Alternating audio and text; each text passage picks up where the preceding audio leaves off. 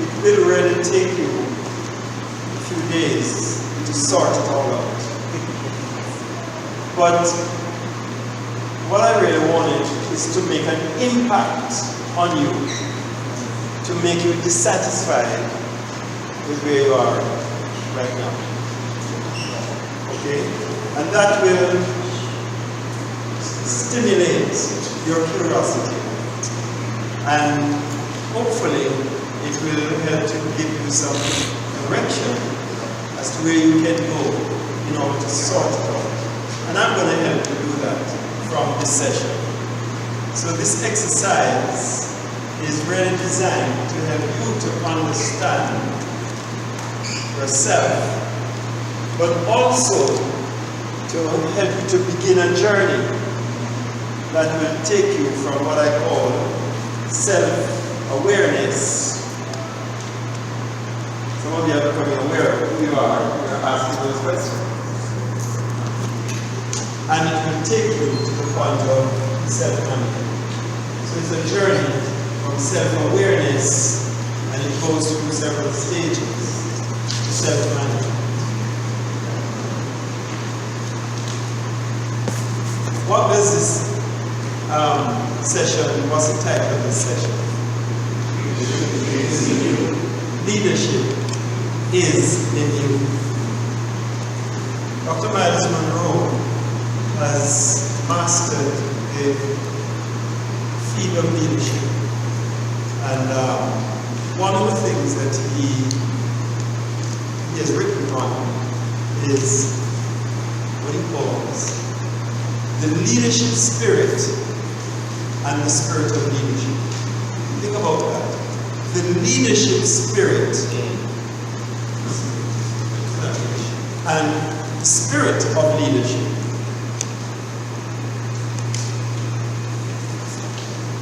And it is answering the question, are we born leaders? Or do we become leaders? And I can tell you, amongst leadership gurus, they argue this very much. There are those who say, leadership, you're a born leader. We're all born leaders, and I would say. So how come you're not a leader? That's a big question. So we want to get on a journey that takes us from acknowledging that we have in us the leadership spirit. We're all born with it. We're built with it. But it doesn't make us leaders. But we have the potential. We have to become the leaders that we're born to be. Okay? So it begins within you. It begins within you.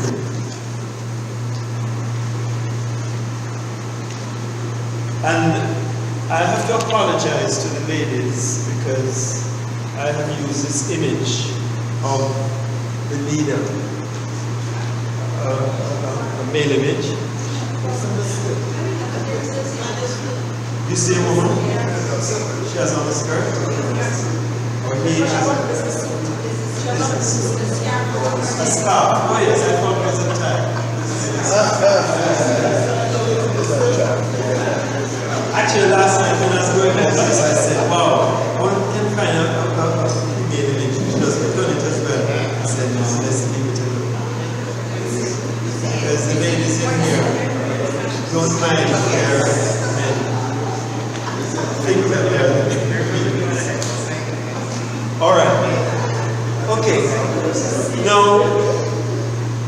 I'm building this on the statement that Jesus made, that the kingdom of God is really within you. And tomorrow we will talk a little more about that, because Jesus had to confront the kingdoms of this world. But he never fought them. Isn't that amazing? What he did rather was that he simply created a community. its growth. And that's what we have to do. But we'll deal more with that tomorrow. So here is really what's going to be important for us now.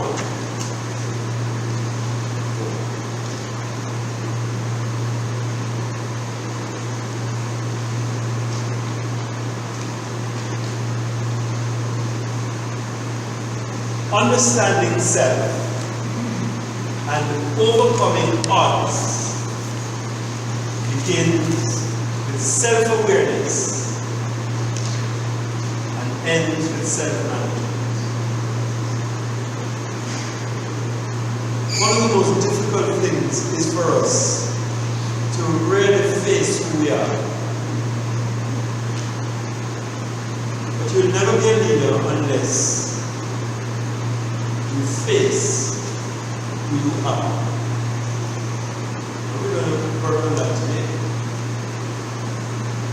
But to discover who you are is one thing. To be able to manage who you are is another. And you see, you can't manage others if you haven't learned to manage yourself. We're going to do another exercise tomorrow. Another exercise that deals with self-management, but today we're dealing with self-awareness. Okay? Let me make a few statements. I talked about Maslow before, and I used Maslow. Maslow is not the only one, but a number of the leaders who deal with philosophy and psychology of human nature, deal with counseling, deal with education, building people, and moving into the field of politics or business or any of the spheres of leadership. They have to contend with people like Freud, and we Freudian statement, say Freud, or Adler, or Jung, J-U-N-G, or Erikson. We study Erikson a lot. We follow Erikson a lot. Or Rogers. And a number of these are persons who have studied human nature, studied human behavior, and have diagnosed what is right and what is wrong in people and in movements, and they have tried to bring solutions. I have studied in those fields, and that's my theologian, but I would say myself as a theologian because I've also been my studies that really been in nature, sociology and psychology and counseling. And I have benefited from all of these guys. And my students here, they learn that they must not run away from Freud, Adam, Erikson, and all of these guys. Rather, they must understand them because it is to the shame of the church. The church simply has said that the problem in this world is sin. And if you ask them what you mean by sin, then they will quote scriptures. The list of things that you must do. But the church doesn't really understand what they do because they have not studied it. And even in their efforts to train pastors, also be their pastors,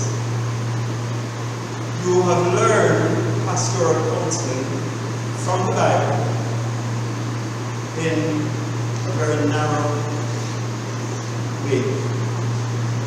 what we're doing in CNC, why we do produce the best counselors in Trinidad and Tobago. That's true. I mean, I'm not boasting here, I'm just telling you that we do produce the best counselors in Trinidad and Tobago. They've worked with Trinidad and Tobago, they seek for them.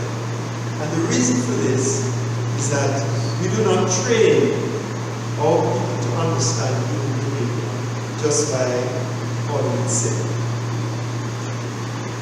But we have taken research and the studies of our sociologists and our psychologists. They have studied human nature. They don't call it sin. Some of them don't believe in sin.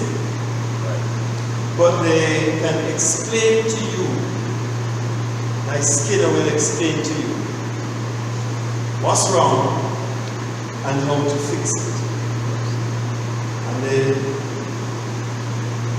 principles are in the Bible, but they don't use it. And that's where they go wrong.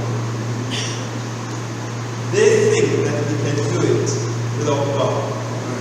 And that is at the root of Humanism.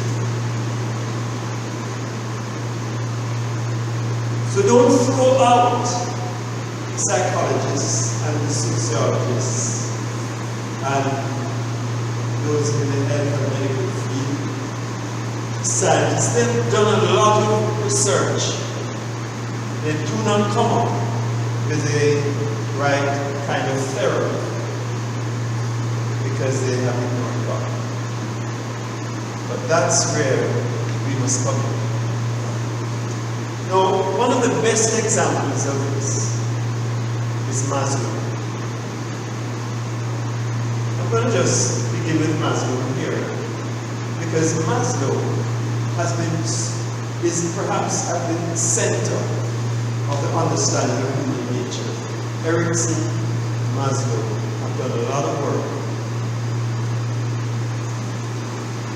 And we would do well to study Maslow. But Maslow did tripped up because he ignored something Jesus said. And I'm going to show you here. Well, Maslow is very important, but you must not become a Maslowian. Continue to be a Christian. Alright? Maslow's self-actualization. He developed a theory of personality that accurately describes the realities of personal experience. Man, he set it out. What are the needs, the hierarchy of, what are the needs of people? What motivates them? What drives them? As a humanist, he believed one's potential is innate. And that's not wrong. And the drive toward becoming one's self, discovering yourself and becoming who you're supposed to be, resides instinctively within the person. Not wrong. But here's where he didn't finish the sentence. With no dependence on external relational influences. And I'm just saying it without being religious, but basically I mean without God. In other words, we can do it.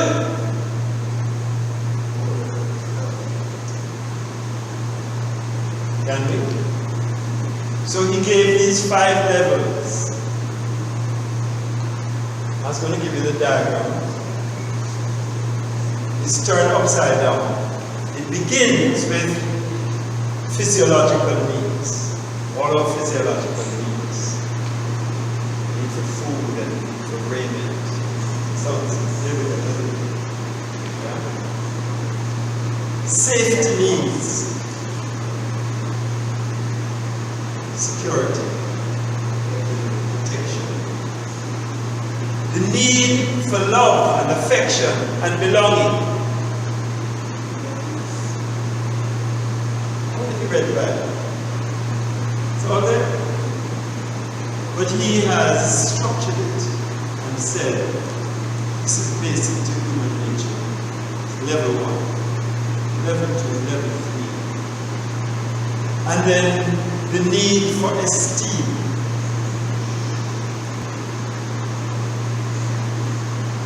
And if you go through each of these, you will fulfill the need for self-actualization. That is discovering your full potential, who you really are.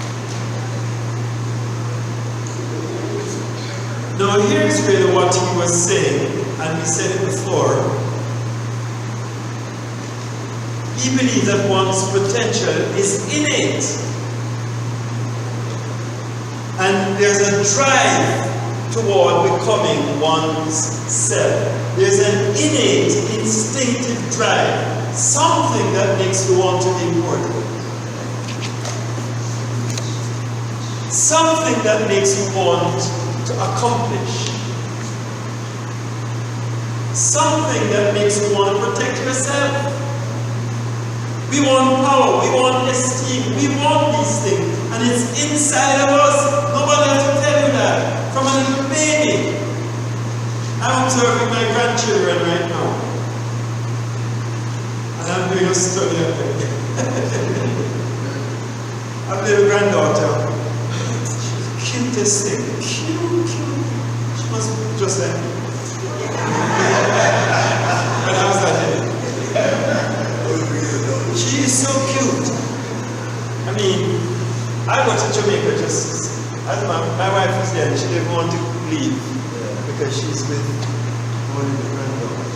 And when that kid was 1 year old, 2 years old, we take all kinds of pictures and we send it on, social media. My granddaughter. Love to see her. She's 2 years old, and when I go there, we pop up and we sit there, just sit on the laptop, she's everything and tell everything and all of that. So, well, I went home this Christmas, and she's 2 years old. And that kid, I almost slapped her across her mouth. I talked to her father. Then I remember Erickson. All of Erickson's stages that he go through. So I sat back and I began to observe. And now I'm just loving her more. Because I'm saying that she is developing more time. I don't want to break that. I want to strengthen it. You still have to teach her obedience and so on. I'm just saying, if it wasn't for Erickson, I would say to my son, the spear the rod is for the child. That's true too. But you have to know when and how to apply the rod, what to apply it for. And the fact that even God gives us time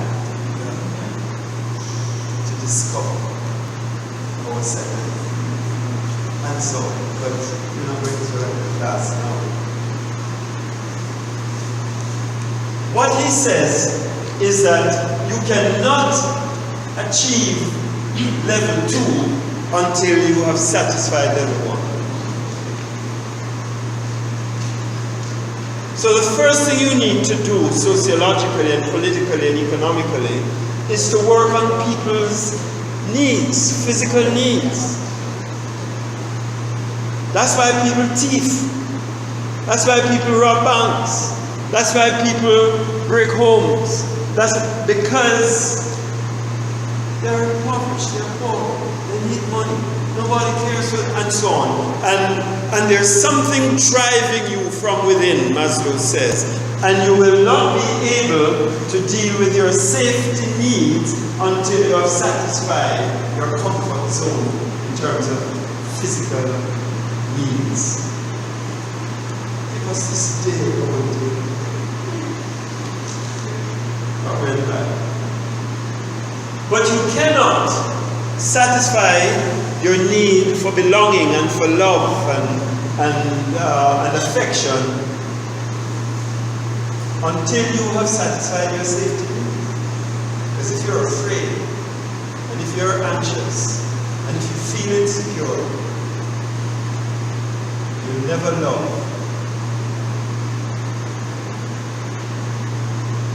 So you have to satisfy your safety needs before you can warm to the love of others. Somebody come and hug you, you say, and you have fears. Do you know that intimacy, we say, intimacy is one of the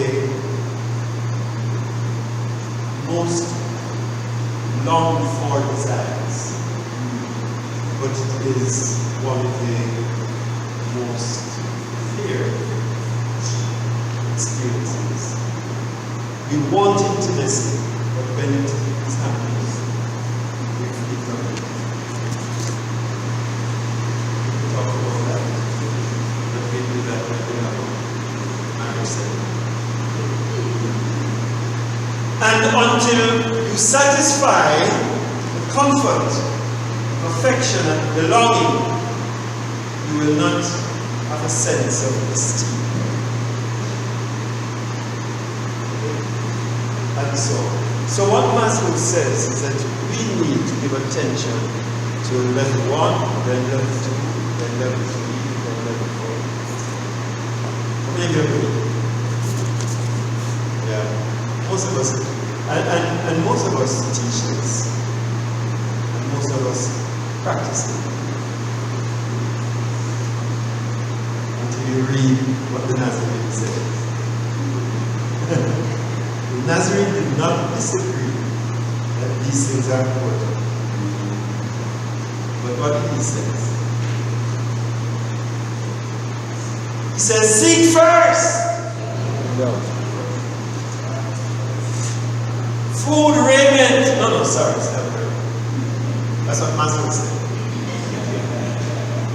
But the Nazarene said, seek first self-actualization.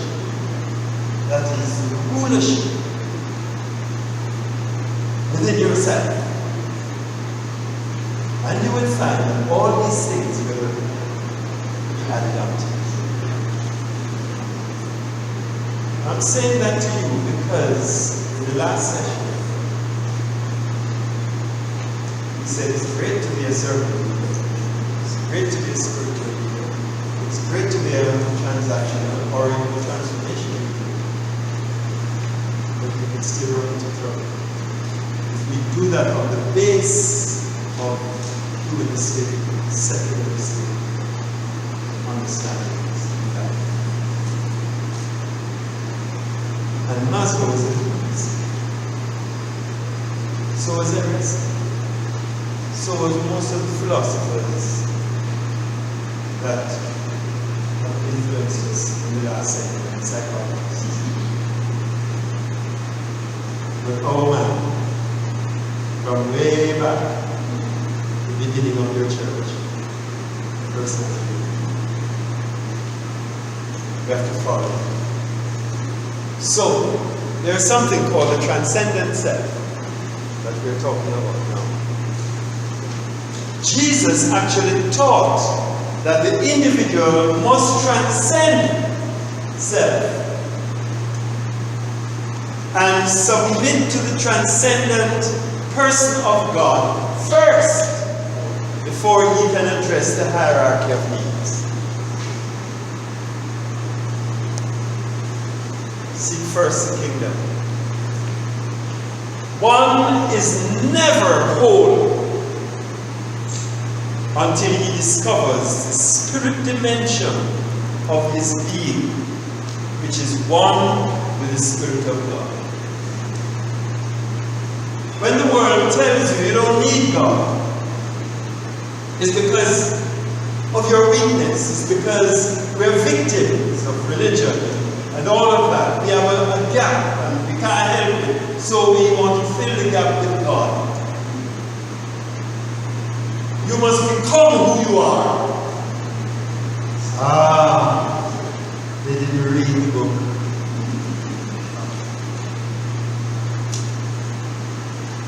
They think that we are just made from the dust of the earth. But they didn't read the part that says that God breathed in us His Spirit. Man became a living or a spirit being.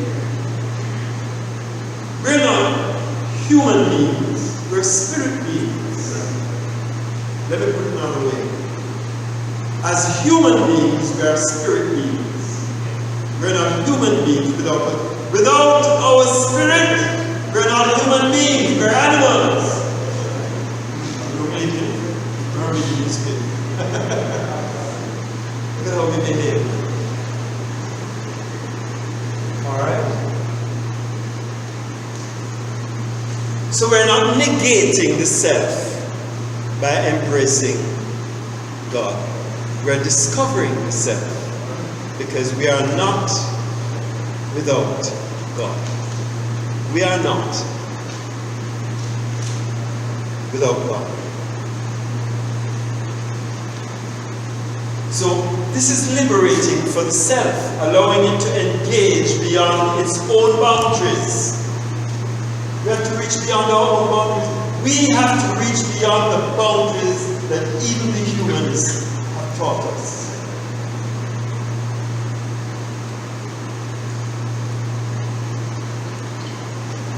The humanists say, what a man thinks he can achieve. But I say unto you, that's what you say. You can achieve beyond and above anything that you can think or even ask. Remember when he said that? The Bible said that. In other words, there's a self that is beyond the boundaries of our human self. We are made to be spirit selves, spirit beings, and we are to be led by the Spirit, not by our mind. Not by our feelings, and not by our will. Alright? And it's when we get beyond those boundaries in the authoritative, and we can then move in the authoritative and creative responsibilities of leadership in stewarding God's creation. Look at all the advances we've made in the world. And yet the world is in a worse place than it was 2,000 years ago. We're getting worse. The world is getting worse, although we're advancing. We're moving towards the gate. And we're moving towards our own self-destruction. It's shocking. I cry sometimes when I think about these things. I cried yesterday, by the way, when I did cry. And it's because when I look at this and I think, if only you knew. If only you knew. You know, we spend the money on this, if only you knew. Look at all the energy, look at all the time you've given, if only you knew. And I've discovered that heaven is really not that far away. Very close. Alright. Now, I just wanted to give you that preparatory little statement because the most convenient construct for understanding and defining the many dimensions of the self are in what I call the 5 key cues. 5 key questions.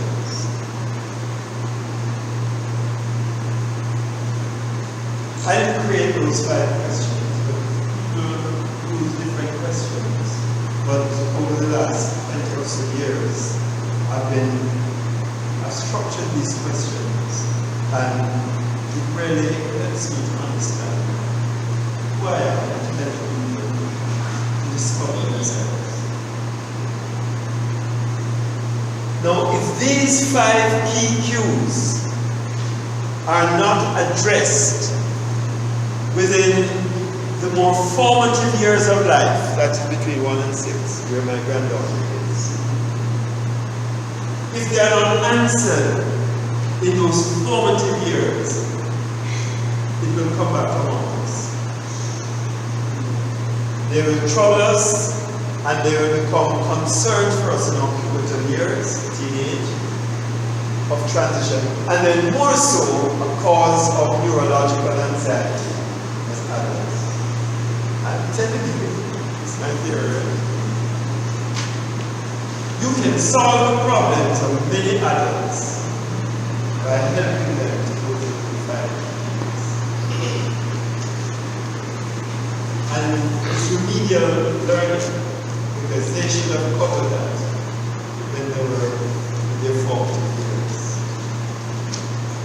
I didn't create that, you know. Freud tells us that already. You become who you are in the first 4 years of your life. So that's why I make people dream. And you know, they put you to sleep. And they make you rehearse things that happened to you when you were in those years. And that's how he did. There are other ways to deal with that now. And of course, Jesus didn't use that style himself. So, here is the exercise. Are you ready for it? Let me just take you through this, and then after this, we will be able to ourselves. But while I'm going through it, I want you to be reflecting on yourself, because I want you to answer these questions for yourself. Okay? It's a practical exercise developing my self-awareness profile. And those sheets you have will help. And one of them, I'm going through it, that's written on your page. And the other one is an empty sheet. And you can begin to answer those questions when you go back to your room. Alright? And you may want to expand on them, so you may want to take over 2 or 3 more sheets to answer them. Alright? Are you ready? Self-awareness is self-inquiry. And the 5 key cues, sometimes I spell out the K, because they are key questions. The 5 key questions are these. Who am I? Let's say that. Who am I? Emphasize the I. Let's do it again. Who am I? One more time. Who am I? Use your hand now. Who am I? Who am I?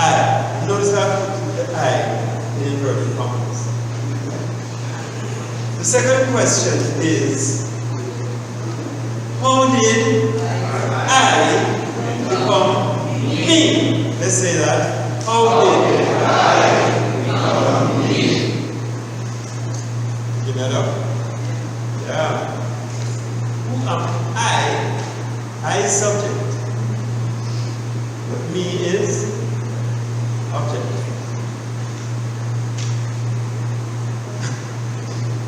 And we who are made as subjects, subject personality, have become objects. We're going to explore that. So we have to answer that question. Who am I?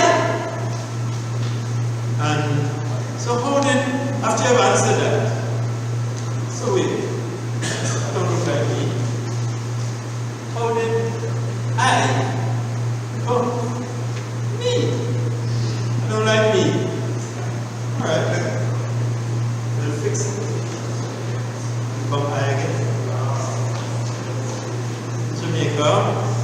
Rastaman teach us something.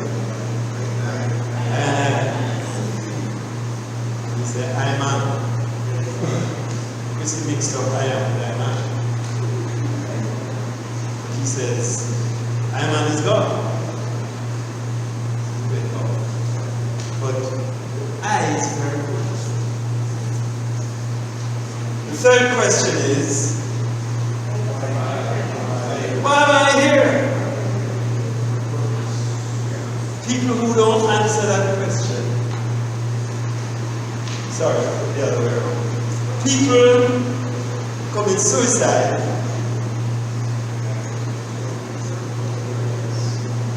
do so because they can't answer that question.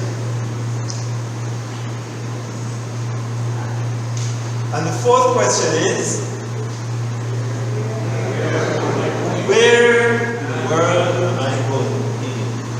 We all want to know that. Where am I headed? Where am I going to end up? Where am I going? Once you have gone through those four questions, big question is number 5. How would I get there? How would I get there? Alright, so let's just rehearse this and we're going to go through it right now. Alright, self-awareness. The first question that guy is asking, exactly you, that's all of the ladies, he's asking the question, who am I? We all want to know that. We go to the stage of life in entertainment and we are parading ourselves as if this is me. The real question is that really I am? Who am I? That is a question of identity. All of us want to know who I am. Now, can you just answer that with yourself? Tell us. When you're answering, so who am I? What would you say? What would you? Anybody, just for example, who am I? Answer that question. Sorry. Did I hear? I'm a man. Okay? Who am I? Pardon? Jenny, you told me already who you are. Talk to me. Let me tell you what you said. So who am I? When you, all of us want to know, have you discovered who am I? What do you think of? Well, my students don't just answer questions, but when you get big like us, we don't want to give wrong answers. Who am I? Good question. Because most of us would say things like we say, I'm a man. That's the first person. Who am I? I'm a man. So we define ourselves in gender terms. Well, you may not be wrong. But you have to discover something before that. I ask people, who am I? Tomorrow.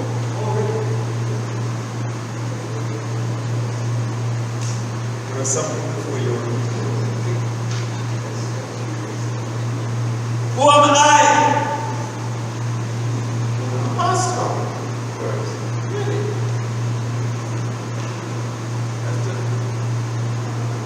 Deeper than that. My identity. Alright? So let's see if we could answer. First question. When I look in the mirror, what do I see? Huh? Me? What is that? Who that? No, describe it. What do you see? Huh?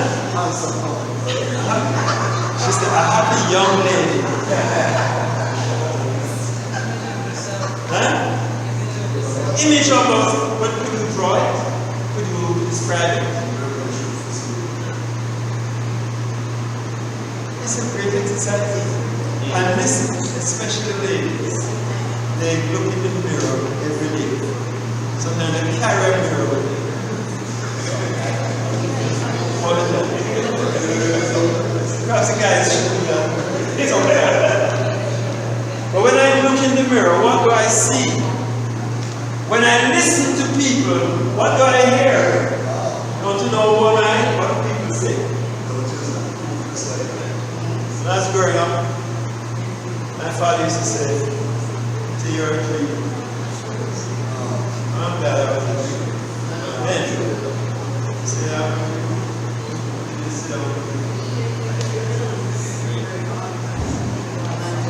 did you hear what your parents said about you? Just like or your teacher said, what do people say about you? Is that what gives you your identity? When I hear my name, what do I think? Peter Morgan. Or, yes, that's me. When you hear your name, it's wrapped up in your identity. Who is that? Are you ashamed of it? You don't want to know your name? Or you spread it around the place? Who, when you hear your name, you stand up, great. That's the one that the police is coming from. When I examine my heart, what do I say? I'm a rich. When you examine your heart, who am I? When I think of my achievements, what do I conclude? I'm a success. I'm a failure. Who am I? Do these things determine your identity? Okay, when I read the Word of God, what does it say? Pardon? Tell them. I am fearfully and wonderfully. Stand up. Stand up and say it. Jesus covered. Tell us. Say, That I am fearfully and wonderfully made. That I know right well.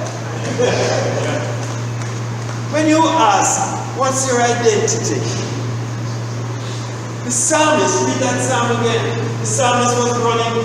That psalmist said, I'm fleeing from, I'm going down here in this today. I'm going to hell, I see you. I go, and then, now I understand why I can't get away from God. I don't see myself. I'm running away from myself, from God. God is pursuing me. Why? Oh, I'm not what I think I am. I'm actually fearfully and wonderfully made. Study that. Study that. My identity. Who am I? And I'm saying this to you now as a pastor. I'm saying it to you as a wife or a husband. I'm saying to you as a leader. The first thing that you must settle inside of you is that I am fearfully and I'm wonderfully made.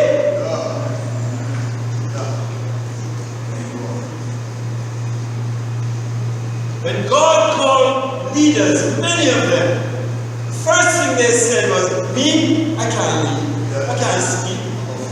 I am not a prophet. I am not. I am not. And he had to say, before you were, I made you. I don't see you the way you see yourself. I see you the way I sent you.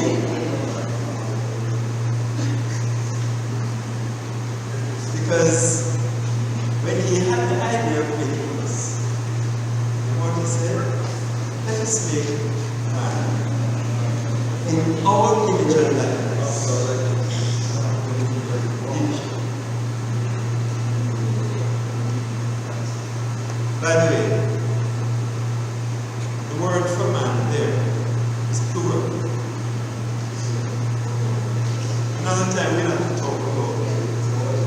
Adam is Adam. Do you know that in those verses, Adam term is used both singular and also plural? Makes a good study. Sometimes he's speaking to the singular Adam, and at another time, even the same verse, he's speaking to the mankind Adam, corporate Adam. So when he said, male and female, made he them. In that singular Adam, male and female was there. But that's another story. Who am I? Who am I? My identity is wrapped up in God. Fearfully and wonderfully made. When I sum it all up, whose report do I believe? Do I believe what I see on here? Do I believe what people say about me? Do I believe what I have achieved or my failures? Or do I believe what God says? You have to decide whose report do I believe. Second question, how did then the I that we just described become me?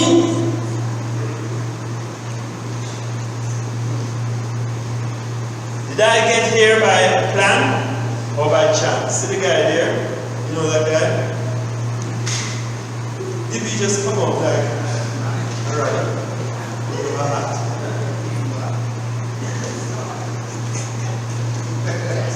What do I know of my father's heritage? What can I state about my mother's background? What does the Bible say about how I got here? Who influenced my upbringing most? In what kind of environment was I raised? What events affected my values, my beliefs, and my hopes? In other words, how the I became me is based on how we were raised, or what we call heritage. And heritage is very, very important. You have to ask yourself questions about your heritage. Where you born? What family you come up with? What kind of Sunday school teacher you have? What kind of dad influenced you? What kind of friends you have around? You have to face those things if you want to understand the me that I am.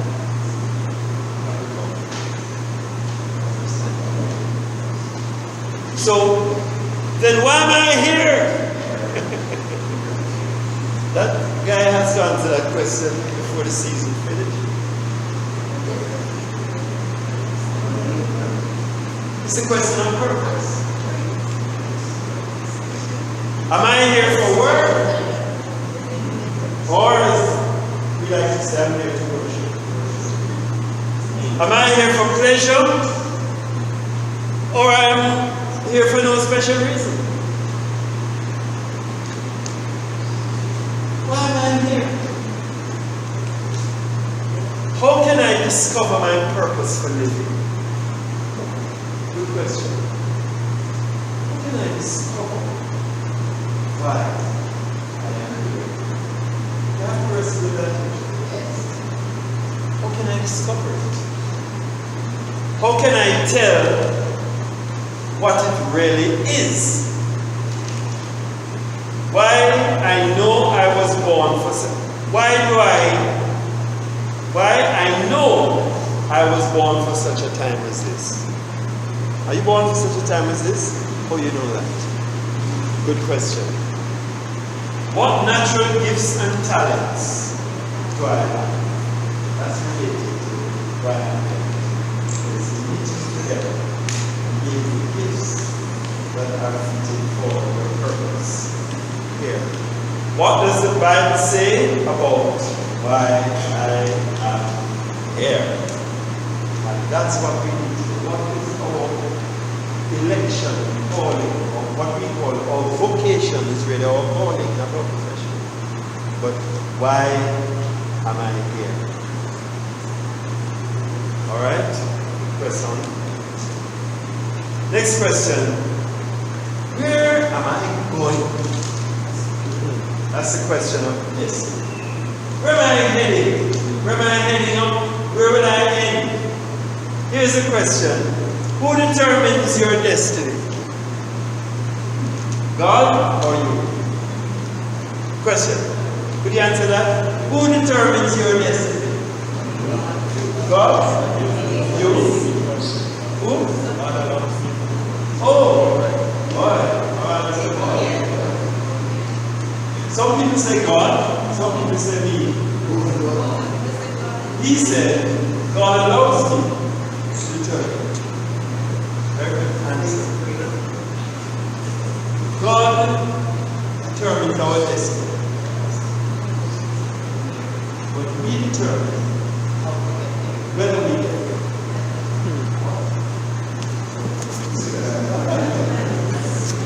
So we determine our destiny. Question is, does it fit with what God's plan is? Alright? What does it mean? This was said before, the end precedes the beginning. What do we mean by that? What's that? The end precedes the beginning. Good question. I used to just simply say, the end precedes the beginning. In other words, God fixes your end before He begins your life.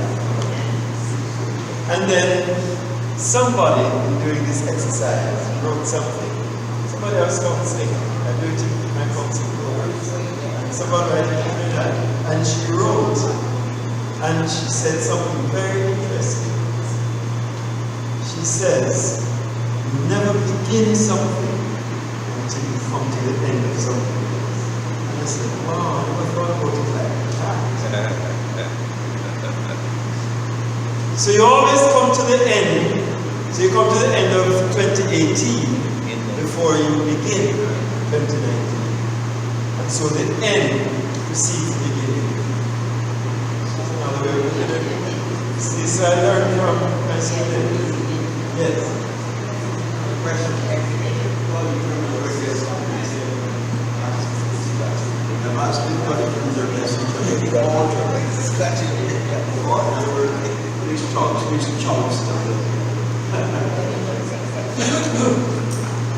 If God determines our destiny, can we alter it?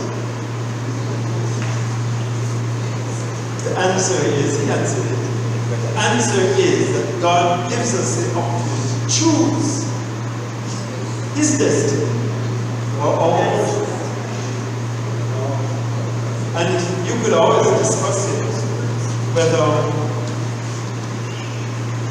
the Bible actually tells us that hell was not made for us. But most persons go there, although it was not made for us. Isn't that something? Yeah.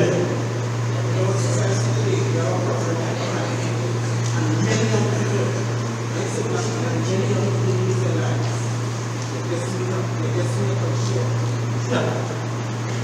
That's right. He's saying our destiny is cut short by the way. You choose that or is it that previous time that you were supposed to say, you might depends on whether you're a Calvinist. Calvinists say we are predestined and our election, He has elected. Judas was born to do that, and so on. The answer to that, that's a human way of thinking. None of us was made for hell. We were all made for heaven. But God sees and knows where you're going from the time you were born.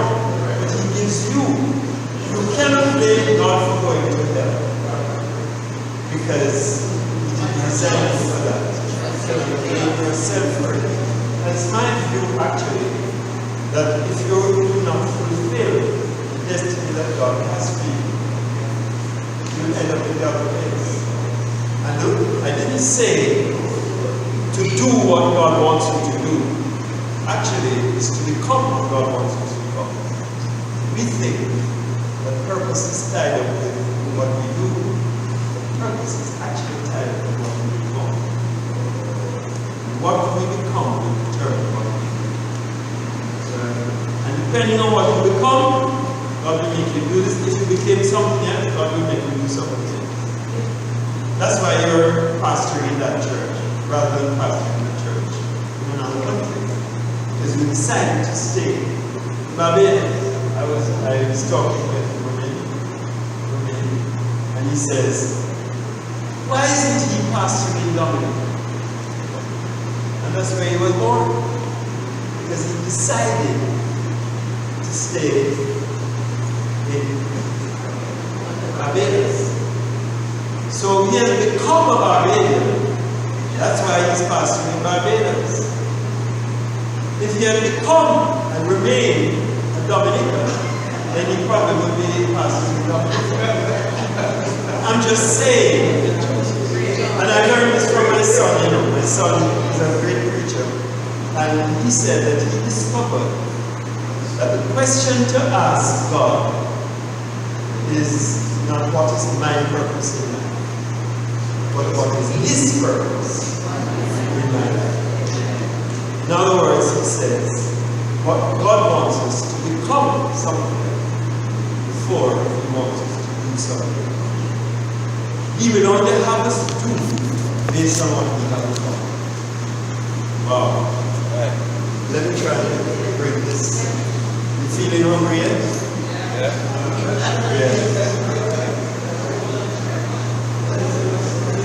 What short-term goals have I set for the three main areas in my life, meaning my spirit, my soul, and my body? Right? We're talking about destiny. Where am I going? And the final one is, how then will I get there? If you settle where you're going and what God has for you, where you're supposed to be, the question is, how will I get there? And it's your responsibility. Alright? How best can I develop my gifts and my talents? With whom will I work to achieve my goals? How best can I make wise decisions? How will I use my time, my opportunities to fulfill my goals? What kind of character is needed to press through to the end? What part will God play to ensure that I get there? How will I know? Very important. So that has to do, how will I get there? Has to do with our intention. Okay? So the 5 questions are very important. Yes. Who am I? It's a question of identity. How did I become me? That's the question of inheritance. Why am I here? That's a question of purpose. Where am I going? It's a question of destiny.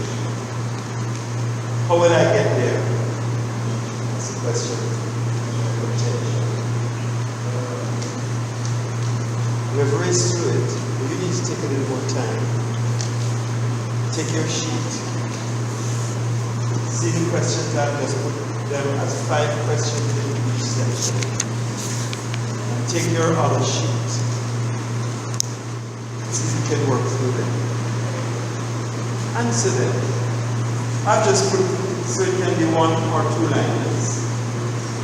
So it's not a heavy exercise. But you may take another sheet and write it. I have had a person write this, and 6 months later they send me another one. Why? Because they are coming more and more into self-awareness. self-awareness. Who am I? Who did I become? Why am I here? I need that awareness. Where am I going? How in the world am I? Let's work at that. And this is just a bridge, because we are going somewhere on this journey. It's self-awareness. When you become aware of yourself, that's one step. Next step is, I have to manage that self. Everything you write for those 5 persons, you then have to look at yourself to manage that. And then, self-management will be confident and master who you are, the more you become aware of others. And social awareness is another exercise which is very, very important. And when you come into social awareness and understand the people in your environment, then the next step is to manage them. So social awareness is the social management. And once you begin to relate and to manage and to interact and to understand people, then it leads to community, or what we may call institutional awareness. You want to be with them. And the greatest institution, of course, is marriage, or community, or home, or church. And you institutionalize that. But anything you institutionalize will be institutional management. And that's the ultimate in leadership. We will talk more about that in the second session tomorrow. But if you survive, I want you to come to the first session tomorrow, where we're actually going to talk about the institution that Jesus set up, which is called the church. But I'm going to give you the Greek word, the ecclesia. The ecclesia. And listen to this. The purpose of the ecclesia is to create or to pursue. Say quiet. Say quiet. Say quiet. Say loud again. Quiet. Quiet revolution. Quiet revolution. In other words, Jesus said, "You think I want you to do?" And gates of hell do not stop. We have an unstoppable movement. If we go through this process, then you will be able to decide, transform, evangelize people, and become a witness for our culture. I hope after this you will enjoy your lunch. And this afternoon you can work on your assignment for yourself. When we come back tomorrow, we will have